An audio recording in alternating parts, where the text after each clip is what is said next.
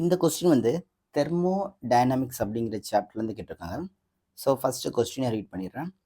In an adiabatic expansion the temperature of 1 mole of an ideal monoatomic gas gamma value கொடுத்துருக்காங்க. காமான்றது adiabatic constant. So temperature வந்து 60 கெல்வின்லேருந்து 50 கெல்வினுக்கு decrease ஆகுது.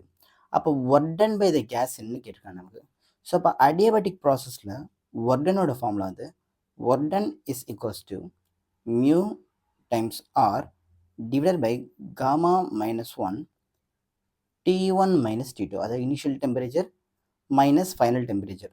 Therefore work done equal to mu ஓட value 1 mole கொடுத்துருக்காங்க. அங்கே மியூன்றது number of moles, அது 1 கொடுத்துருக்காங்க. ஆர்ன்றது வேல்யூ கொடுத்துருக்காங்க. அது நமக்கு என்னென்னு கேட்டால் யூனிவர்சல் கேஸ் கான்ஸ்டன்ட், அதோட வேல்யூ வந்து 8.3. ஸோ அப்போ ஆரோட வேல்யூ வந்து 8.3ன்னு எடுத்துக்கிறேன்.